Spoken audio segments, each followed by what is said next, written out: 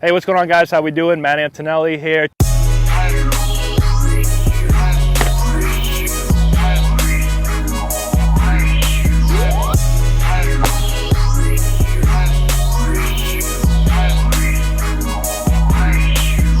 What's up, everybody? So today we're going to dive into Trevor Bauer and his upper body mechanics. So we're just going to focus on the waist on up, although I will mention something about his femurs as they go towards home plate. Now, Bauer is one of the largest proponents and largest advocates of driveline baseball and their methods. And I mean, they obviously have helped him throw better and be a better thrower and ultimately a better pitcher and athlete on the mound. So who's to say that he or they are wrong?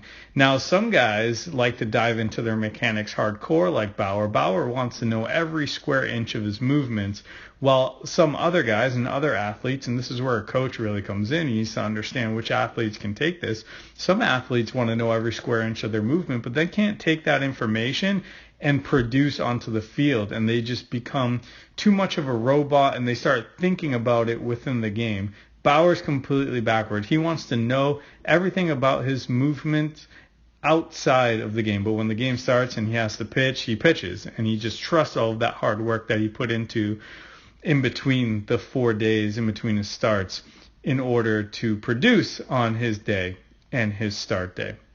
So we're going to go into his delivery here, and let's start this off as we go, and we're going to talk femur first. So we can barely see the femur, which is the bone that connects the knee to the hip, just to put it in layman's terms. But the femur starts popping here. It starts going and rotating towards home plate while his hips stay back, his upper half stays back. So he's doing a very good job coiling his upper half over his back hip while still being able to rotate his femur here.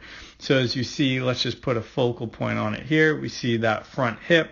If you want to point at that, his front hip starts popping, starts rotating towards home plate. And we see his upper half, so belly button all the way up to his shoulders, still not start its rotation towards home plate. A couple good cues when you're watching professional athletes make this move is that wrinkle. So you see the wrinkle right there, that wrinkle right there in his jersey, seeing that wrinkle and that stretch in a uniform, very much like hitters. Hitters have this too. When they coil properly over their back hip, they get a wrinkle on the front half of their jersey, on the front of their jersey, and you see that from Bauer here. Now, a couple big keys, which I really, really love. The shoulders and the hands should mirror each other throughout the delivery. So as the hand moves on the front side, so does the back. They match each other, though. So if you're a guy, let's say, for instance, you start that front glove a little bit more on this side, so that front glove is really right in front of your face as opposed to in line with the back shoulder, then you have to wait until that glove travels to the front of their shoulder in order to start elevating the back arm. So that's just something small. But Bauer does a really good job synchronizing his hands, and then once rotation starts occurring, he synchronizes his shoulders too. So his shoulders should match each other as well and be in line with each other throughout the delivery. So we see the hands and we see them synced up. Front foot strike's going to occur somewhere around here. So his front foot happened around there. I tell my guys all the time. So let's focus on his back arm now. So let's see his back arm. So right now, it's fair to say that that back arm is at 0 degrees, and it's at about 90 degrees right there if we're looking at a right angle. So 0 degrees here, 90 degrees there. When front foot strike occurs, and we don't get a great look at it for Bauer, but his foot lands probably around this aspect, and you can tell because of how much rotation he's getting in his trunk, but he's about that 45 degree mark, and most guys are going to be within that window. And one of the biggest things I see with youth throwers is that they're at the 90 degree mark far too early within their delivery, and they don't really understand proper timing of the arm with the correlation of front foot strike within their delivery. That's one of the biggest things I see. They handbrake and they get to 90 degrees far, far too early. But Bauer does a really nice job with the arms matching each other. So we see, look at his arms, they get to 90 degrees, both arms. Now we're talking about the angle of the arm, but they get to 90 degrees. And as his throwing arm starts elevating, his glove arm starts descending. So it starts descending around his front hip, which is really, really good here, again, with the idea of his hands and his shoulders mirroring each other. And we go through the delivery. The arm gets to lay back as the chest starts becoming square towards home plate. And with a guy who gets to that 90-degree mark, who gets to this arm action on this frame, they are not going to get to this point, and they're actually going to slow their rotation down in order for their arm to get to the point where they can get out in front and throw a strike. So he gets into a really, really good layback and gets great extension as that trunk, as his upper half gets linear to the ground. So one of the ways to get your trunk linear to the ground is really just working on your backside leg and your front side leg and understanding the force and the power that's needed for both legs to also be parallel to the ground, and then your trunk flies through over that front leg and gets all of that force applied onto the baseball.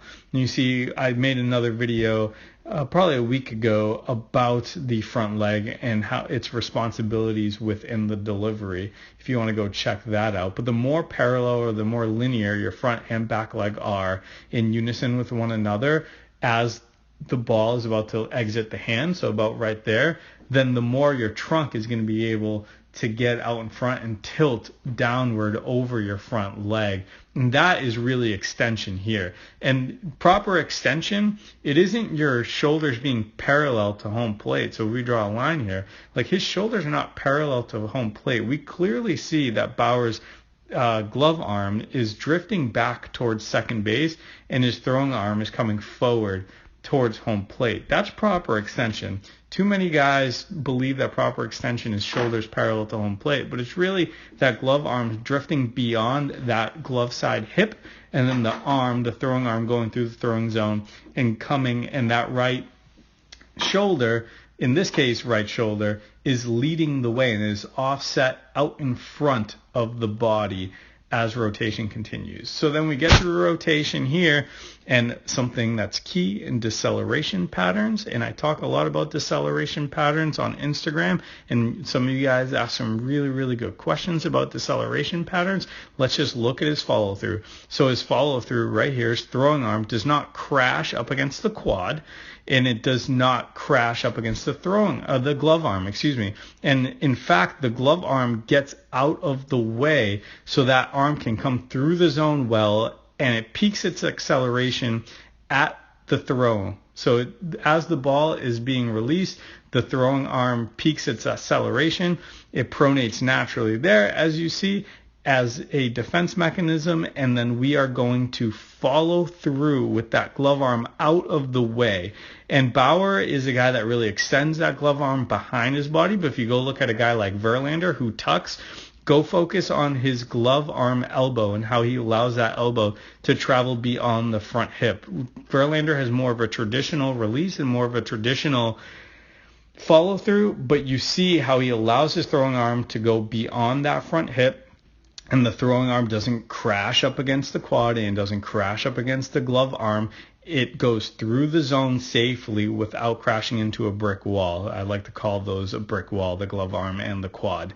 And then the glove gets out of the way, as you see right there, how the glove is drifting behind him. Some coaches will call this flying open, but so long as your shoulders match each other throughout the delivery and your hands are matching each other throughout the delivery and they mirror each other, there's really no such thing as flying open. Maybe a player's lower half goes open too early, and that causes the upper half to go. But I really think when a coach says that the front shoulder is flying too open, I believe it's a cop-out more than anything, because 99% of the time I'm just making up a number, but the fact of the matter is the majority of the time it's not your front shoulder flying open. Something is causing that front shoulder to fly open. So if you go to the coach and he tells you, hey, your front shoulder is flying open, you have to ask him why and what is causing my shoulder to fly open, because it's in fact the majority of the time not the shoulder itself. So just a little tip there.